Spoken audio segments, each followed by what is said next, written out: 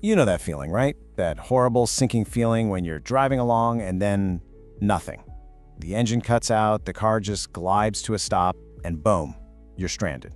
We've all dreaded it, but your reaction doesn't have to be total panic. So let's do this. Let's turn that panic into a solid plan.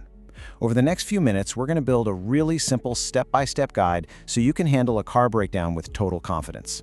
Take Emma, for example. This exact thing happened to her.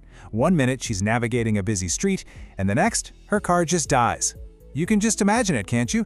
You're stressed, cars are whizzing past, maybe honking, and you just feel completely helpless. Emma's story is the perfect reason why just a little bit of prep can make a world of difference. Okay, so let's put you in her shoes for a second. Your car is dead, you're stuck. What's your absolute first move? Seriously, what do you do first? Knowing the answer to this one question can be the difference between a full-blown crisis and just a bump in the road.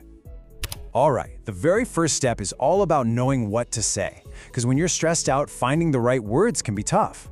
That's why we're going to put together what I like to call a crisis communication kit. Basically, a few simple, super powerful phrases that'll get you the help you need and fast. First things first, the master phrase, "My car broke down." It's so simple, right? But it's direct, it's clear, and it instantly tells whoever you're calling exactly what's up. You're stuck and you need help. Actually, before you even think about picking up the phone, you gotta talk to the other cars around you, and that's exactly what your hazard lights are for. Those blinking lights are the universal signal for, hey, I've got a problem here, please go around me.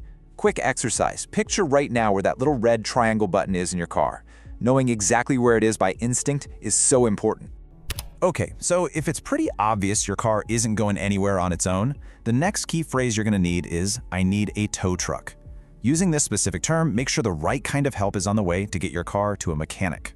Now, if you want to give a little more detail, you can say, "The engine died." It's just a really clear, simple way to explain that the heart of your car has stopped beating. It's way more helpful than just saying, it won't go. But of course, it might not be a dead engine. You might look and see you have a flat tire, or maybe the battery's dead. It happens. Heck, maybe you just ran out of gas, or maybe you're hearing some kind of weird clunking noise. Being able to say exactly what's wrong helps the person on the other end figure out how to help you that much faster. Okay, so you know what to say, perfect. But now, what do you actually do? Knowing the words is only half the battle. You also need a super simple step-by-step safety plan to follow. So here it is, your safety checklist. Number 1, and this is the hardest one, stay calm. Just take one deep breath, it really helps you think straight. Then, if you can, try to get your car over to the side of the road and immediately hit those hazard lights. Once you've called for help, please remember this critical tip. If you're on a busy road, your car is basically a metal safety bubble. Stay inside it with the doors locked. Your last call can be to your insurance company. A lot of them have roadside assistance that can save you a ton of hassle. So we've covered what to say and what to do, but let's be honest, in that moment of pure panic, all this great advice can just fly right out of your head. So what's the one simple trick, the ultimate hack, that makes sure you'll remember all this when it really counts?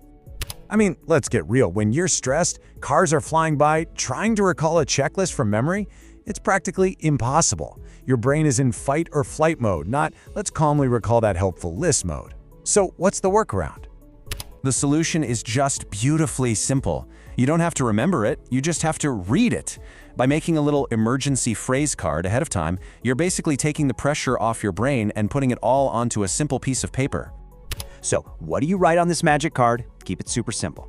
Your key phrases: "My car broke down, I need a tow truck." Leave a blank for your location, a little checklist of common problems, and then the most important phone numbers: your insurance, a local tow service, and a friend or family member.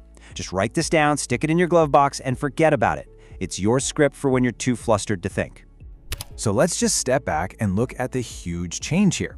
By taking just, 5 minutes right now to learn these phrases and make that little card, you are fundamentally changing how you're going to experience a breakdown in the future. I mean, this slide says it all, doesn't it? You go from a state of complete panic to a state of being prepared, from feeling stressed and confused to feeling calm and clear-headed. Instead of being unsure and scared, you become confident because you're literally holding a plan in your hand.